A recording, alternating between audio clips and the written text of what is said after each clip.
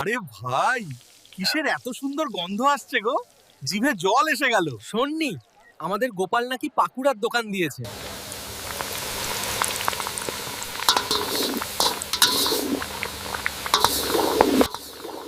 আসুন কর্তা, আসুন। গরম গরম পেঁয়াজি, বেগুনি, ফুলুরির স্বাদ নিয়ে যান।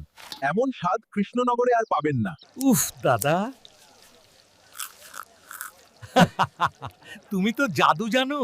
আরেকটু দাও না গো। কল্যাণ হোক। কি ব্যাপার গোপাল, রাজসভা ছেড়ে তুমি নাকি এখন পাকুড়া ভাজছো?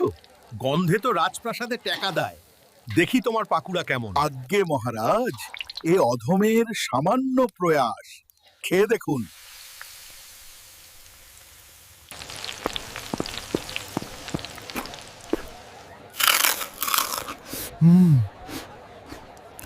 অদ্ভুত, অপূর্ব।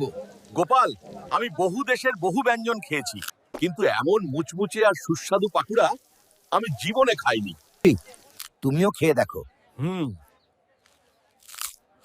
ভালোই মহারাজ, তবে বাজারের খাবার এই গোপালটা সব জায়গায় আমার নাকের ডগা দিয়ে যশ নিয়ে যাবে তা হতে পারে না। আজ ওর এই পাকুড়ার ব্যবসা আমি লাটে তুলে দেব। এই পচা শিকড়ের গুঁড়ো যদি একবার ওই তেলের কড়াইতে ফেলে দিতে পারি, তবে যে খাবে সেই বমি করবে। প্যারমে। ওরে বাবা রে, সর্বনাশ হচ্ছিল মহারাজ। মন্ত্রী মশাই, ভুলেও ওই ফুটন্ত তেলের কড়াইয়ের ওপর হাত বা ছায়া ফেলবেন না। কেন, কি হয়েছে? আর বলবেন না, এই তেল এক কামরূপ কামার মহাতান্ত্রিকের মন্তর পড়া তেল। তিনি বলেছেন, কোনো পাপী মনে লোক যদি এই তেলের কাছে যায়, তবে তার হাত জ্বলে পুড়ে ছাই হয়ে যাবে। ওয়াক! থু থু, কি পচা জল রে বাবা, বমি আসছে। কি হলো ভাই? ওহ, মন্ত্রী মশাইয়ের হাতের ওই তান্ত্রিকের গুঁড়ো বুঝি তোর জলেই পড়েছিল?